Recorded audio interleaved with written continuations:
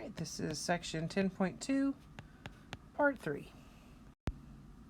All right, so hopefully now we have this idea of significance from the first video. From the first and second, we understand what that p-value is, how to get it, and how to interpret it. Now we're going to look at some examples of testing a hypothesis for a population proportion. All right, so here is our first example. And when we're doing hypothesis testing, there are a lot of steps we've got to go through. And we went through the beginning steps and the ending steps in section 10.1. We talked about how to identify our hypotheses as well as how to write the conclusion. And then we've started to talk about what that middle piece looks like of actually running the hypothesis test, making the decision, and then letting those beginning and end pieces get connected based on that decision. So we're going to have to look at this and break it down into a few pieces. Now, on your guided notebook, if you went through the interactive assignment, and I hope you did, the guided notebook had these places or these problems set up with, what's the null hypothesis? What's the alternative hypothesis? Are we using a one prop z test or a t-test? Is it left tail, right tail, or two tail? And then we go in, what's our significance level? What's our p-value? And then what's our decision? Once we have all those pieces, we can write our conclusion. So we're going to kind of try and go through each of those steps in each of these examples. So these might be a little bit longer, even though this is the entire problem right here. So let's get what we need from this page, and then I've got a few blank slides that I can use to write out what we're going to be doing. All right, so in 2000, 58% of females aged 15 and older lived alone, according to the U.S. Census Bureau. A sociologist tests whether this percentage is different today by conducting a random sample of 500 females aged 15 and older and finds that 285 are living alone. So we have a reason, for whatever reason, this sociologist doubts that this is the same. He or she does no longer believes that 58% of females 15 years old and older are living alone. He or she are not, they are not trying to say that it's less than that or more than that, just different. So that's kind of our first clue for our hypotheses, is the idea that this is different. Also, percentage, that's a clue too. And then we're wanting to look and find out, is there sufficient evidence at the alpha equal 0.01 level of significance to conclude that the proportion, if our percentage didn't get us earlier, then that right there should tell us what test to use, if the proportion has changed since 2000. All right, so let's take some of this information over to the next slide and set up our hypothesis testing. All right, so the first thing we've got to do is make sure that we can actually use the one prop z test. And honestly, even before I figure out what my null and alternative hypotheses are formally and write them down, I want to check these conditions. So first of all, is this a simple random sample? Well, yes. So we were told that the sociologist conducted a random sample of 500 females. So we're just going to go ahead and check that off. The other one that's easy to do is this, is it independent? And we can kind of hit that one of two ways. We can say, yes, randomly selecting a particular female is not going to affect whether or not another randomly selected female who's 15 or older lives alone. But we can also just kind of make sure, is our sample size at least, or sorry, at most, so no more than 5% of our population size. Well, our sample size is 500. And here's kind of the backwards way of working that out. As long as my population size, and of course this is from the U.S. Census, so we're thinking about how many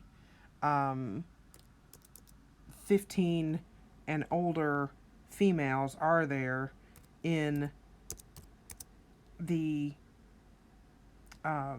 in the United States. Well, as long as, so I'm just going to divide both sides by 0.05.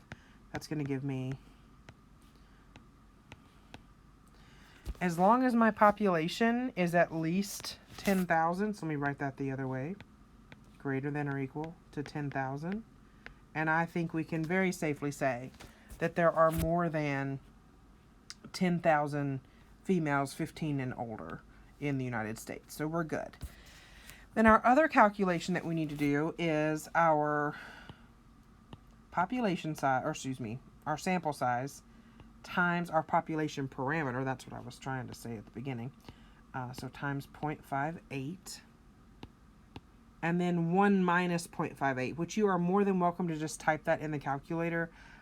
Typically, my brain just kind of auto makes change. You know, think about if something cost 58 cents and you give them $1, you're going to get 42 cents back. So I just want to know, is that greater than or equal to 10? Well, when I put that in my calculator, I've got to use the actual correct buttons. So 500 times 0.58 times 0.42, I get 121. So 121.8 is definitely bigger than 10. So all of our conditions are met and we're good to go. All right, so here's all of our important information from the problem. We said that we have a known parameter, probably from a census.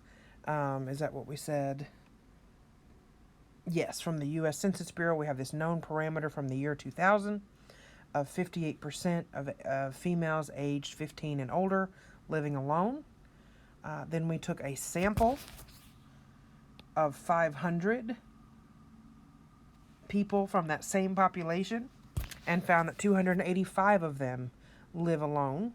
And we're wanting to do a hypothesis test with here's our specific level of significance that we're gonna use, and we're trying to find, is there sufficient evidence at this alpha equal 0.1 level of significance to conclude that the proportion has changed since 2000.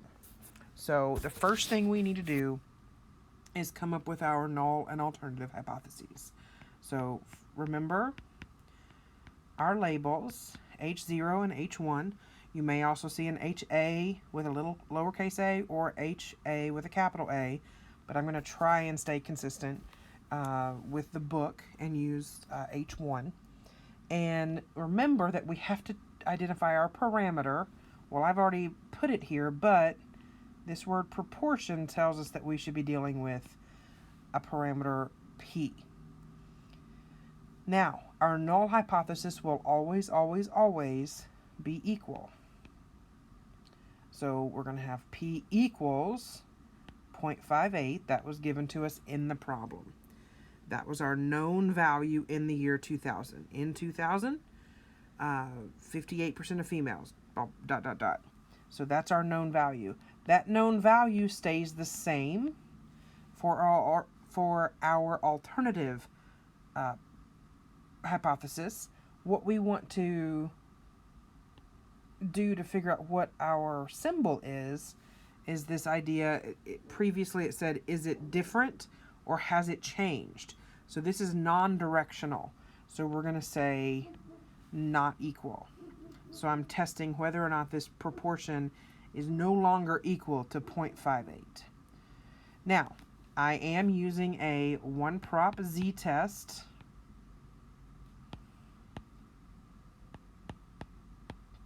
I know that because I have the word proportion here, and prop is short for proportion. I have identified my significance level as 0.1 or 0.10. So this is basically 10%. We're saying if we have less than 10% chance of getting this particular sample proportion, then we believe that it has changed.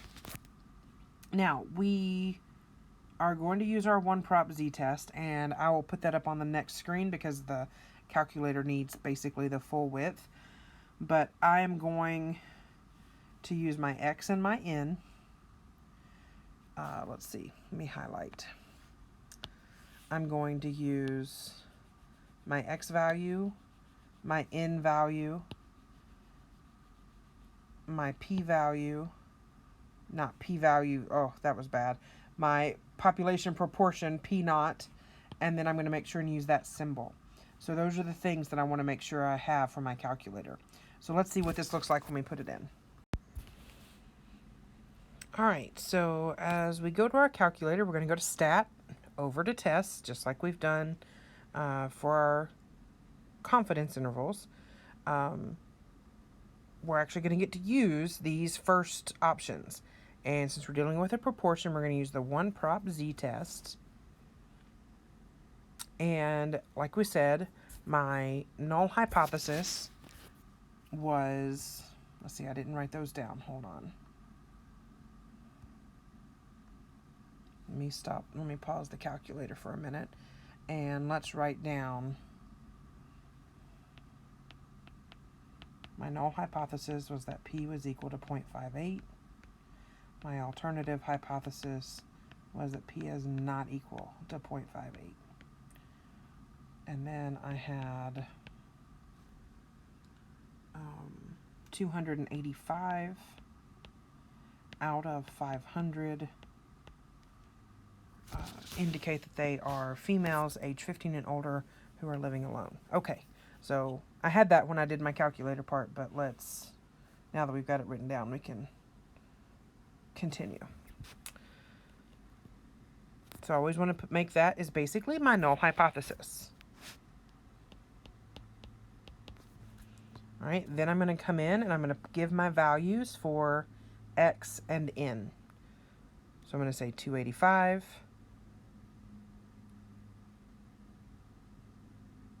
out of 500. Then I'm going to indicate what my alternative hypothesis should be. And it's actually already set to not equal, so that's great. I don't have to change it. We'll look at how we make sure and change that if we need to in our other examples. Then we can just click calculate, and we get all of this wonderful information.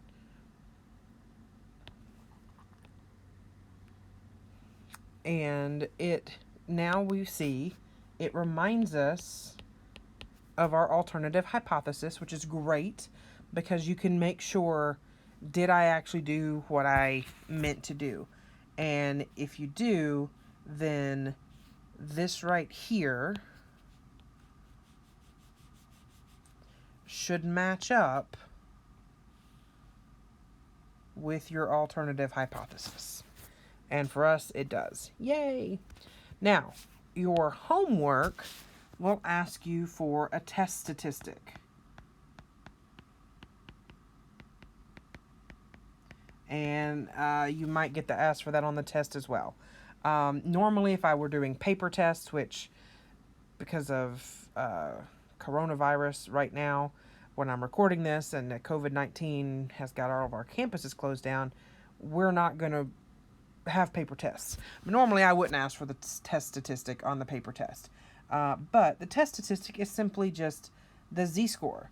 And so it'll usually give you something that looks like this. And you'll type in into MyLabs Plus, to 2 decimal places, -0.45. And then it'll give you a great job. And you can move on. Now, the p-value, that's what we actually want and will be using. It'll ask you for the p-value, and usually I think it's been asking for 3 decimal places, but there are some exceptions to that, so always, always, always make sure you check what the homework or test question wants you to round to. But let's say it's 3 decimal places. So then I would say 0.651. That's a really big p-value. That's obviously not very unlikely, right? We were looking for it to be less than 1 to be considered unusual. And if you notice, this is always nice to kind of just pay attention to. What was our p hat compared to what we were initially thought? So this is 1% less. The p hat was 57%, based on what we previously thought was 58%. Now, yes, that is less, so it is technically different, but it is not different enough for us to believe that the proportion has changed. So, and that's what we want to look at. So when we look at our p compared to alpha, so 0.651 versus 0.10. And if you want to go ahead and add that second 0, so you can compare two 3-digit numbers, that's great. So this is basically 651 is definitely greater than 100. That's how we would compare those two numbers if we didn't have decimals. We don't want to try to compare a 1 to a 651. Even though in this particular case, 651 is still greater than 1. That's not the comparison we're making. All right, so since our p-value is greater, then we fail to reject the null hypothesis. Therefore, we have insufficient evidence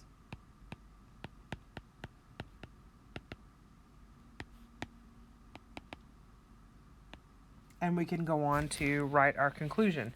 Now, I am going to, since the conclusion's usually kind of big, I'm actually going to get us a new screen just so I have room to write it out completely.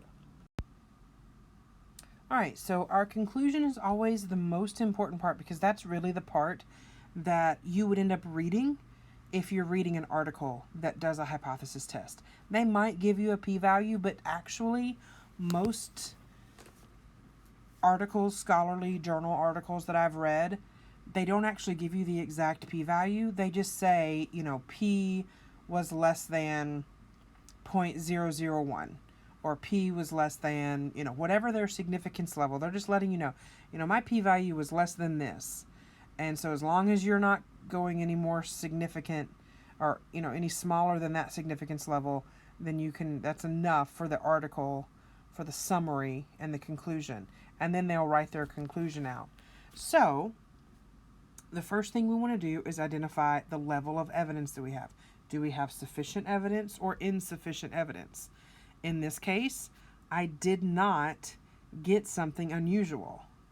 My sample value was really close to the population value. So we would say, I'm not writing, hold on, there we go. We would say we have, or there is, I always end up talking in kind of like second person, first person plural. As a math person, this is kind of just how we do it. I'm doing it now. So we have insufficient evidence at the, now I can say 10% level of significance, or I can say the alpha equal 0.1 level of significance. It does not matter. Both are the same. In this case, since it was given to us at alpha equals 0.1, that's what I'm going to do. So at the alpha equals 0.1 level of significance,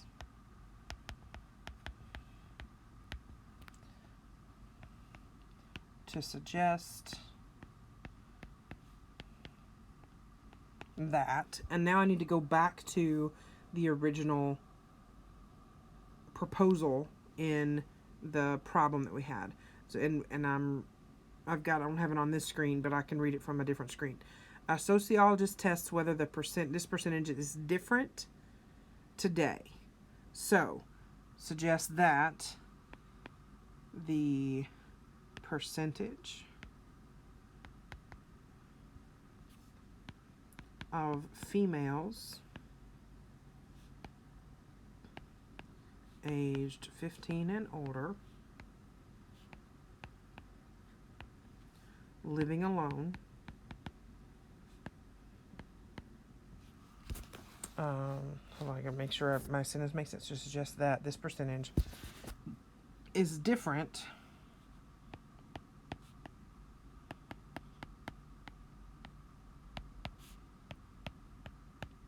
from the year 2000. And there we go. So again, my key components, what I'm really looking to make sure that I put in every conclusion, my level of evidence. And again, this will be sufficient or insufficient. What is my level of evidence? I like to make sure that I put my level of significance.